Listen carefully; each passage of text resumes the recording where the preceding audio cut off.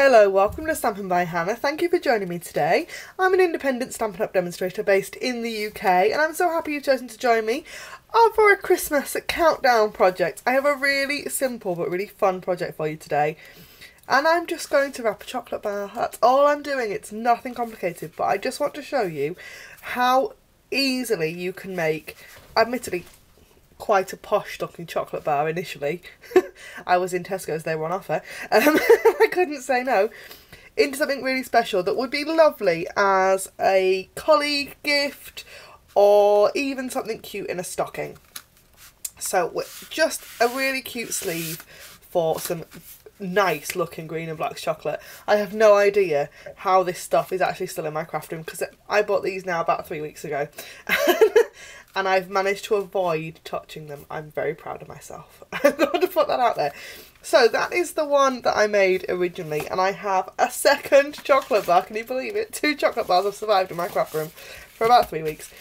And this one, so this one had green on it, which is where my colour kind of theme started from. But this one's purple, which is why I bought it, because I can't turn down anything that's purple. I'm going to use the same designer series paper. So this is the Merry Little Christmas designer series paper, and it's all Old Olive, Basic Black and Whisper White, and it's lovely. And it's actually the same piece. This piece measures 6 inches by 9 1/4, just to fit round my chocolate bar really kind of nicely. So all I'm going to do is I'm going to turn it that way over because I'm going to use the opposite side this time, because there's two sides to a piece of paper and you need to use both sides because they're both stunning. This one I just quite simply just wrapped it around, but as you can see, when you do that, you end up with a kind of, it's domed. It's not, there's no score lines on it, it's just domed, which is nice. I do like, but I wanted this one to be a little bit crisper.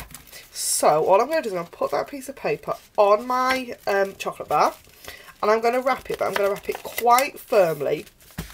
I'll put it down. I'm going to just reinforce those score marks with my fingers. Come round the other way with that one, just really simply, I can't speak. Oh, I'm still having one of those. It's, yeah, things are interesting in my craft room at the moment. So now that I've taken it off the chocolate band, I'm just going to reinforce those lines with my bone folder, just to get them really crisp and really make sure that we've got a really nice edge on our wrap of our chocolate bar. So other brands are of course always available, and these ones are on offer. It's the only reason I've got these, because I'm a cheapskate and I will buy the cheapest chocolate going. Normally I did actually, when I was prepping for this video, I've got to tell you this, I was prepping for this video and I was like, oh, I could do some nice looking chocolate, something really, you know, not the usual pound stuff that I normally end up with. And then, so I happened to be in Marks and Spencer's, and I had a look, and I was like, you know what, I actually don't want to spend that much money on a bar of chocolate. So I'm just going to run a piece of Fast Fuse down one side of my strip. I'm not attaching it onto the chocolate bar itself, but you could do that if you didn't want it to come off. I'm just going to wrap that just like that, and then you can see that's a totally different look. It's square, it's flat onto that chocolate bar, rather than this one that's actually, that's not going off, that's not going to slide off. This, if you shook it, it would slide off. It's not firm. Okay, so there is a bit of stamping and some die cutting on this project, and I have done the die cutting already. I have got a backup just in case it doesn't work. But I have grabbed 2 dies and a stamp set for this project. So the stamp set is the Merry Little Labels, which I'm completely in love with and just quite obsessed actually. It's on everything at the moment. Probably because there's a lot of food in my craft room at the moment as well, and this Eat, Drink and Be Merry is just a really handy stamp to have. Then I've got the Pretty Pines Thinlets. As you can see, none of them are in the packet, they're going everywhere. Pretty Pines Thinlets dies. Now this one isn't in the Christmas catalogue, it's in the annual. you will find it on the website, it's in the same place, but if you're looking in your catalogue, this is in the annual one, because it's last year's Christmas catalogue. And then I've got the stitch shapes, because you guys know I can't put those away. The Pretty Pines. Just bringing these back in here. I've got 3 dies from this set that I've used. And there are 3 lovely pine leaf dies. And they're great. They're really pretty. I have got some top tips for their use. So, let me find my die, the ones I've die cut. So I have die cut 1 of each leaf in black cardstock. Now, I would suggest that these dies are only used with cardstock. Because they're so detailed and so intricate, your designer scissors paper probably isn't going to stand up to going through with these dies. At least I can't get it to work, and I sometimes have to cut multiples. This is one of my cast-offs from this morning, as you can see. The cardstock sort of split. Okay, so I have a couple of top tips. The first one is the precision base plate.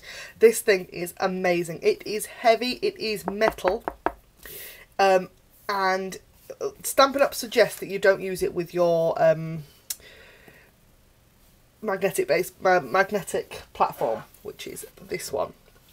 However, this is the only platform I've got, so that's what I use. It works fine. You've got to be careful when you're pulling them apart, because you can get your fingers trapped, as I have found to my peril in the past.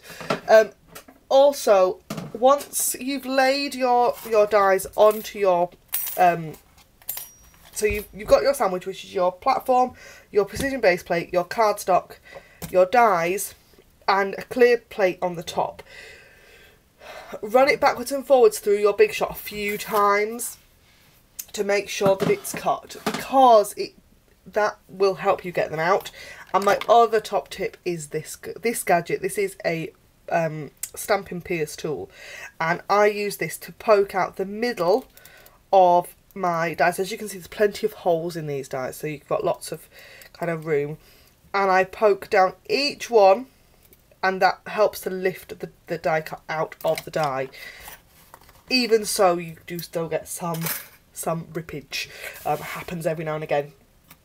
So I have already also die cut a piece of exactly the same designer series paper, but I've got the other side again, and I've got a Whisper White circle, and I do have a scrap piece just in case that my stamping goes wrong, because as you all know, you really should stamp and then die cut, but I am attempting to save time, and because this video has now probably waffled on for 20 minutes, and I don't know because my camera keeps going funny.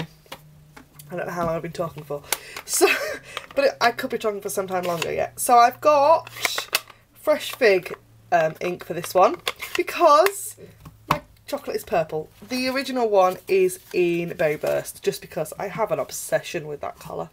Anybody else just completely obsessed with Berry Burst at the moment? So now this die cut is smaller than my circle, so I'm just going to grab a piece of scrap paper, and I'm going to attempt, I should really stamp and jig this, actually I really should stamp and then die cut, but in the interest of video time saving, that is just about perfect.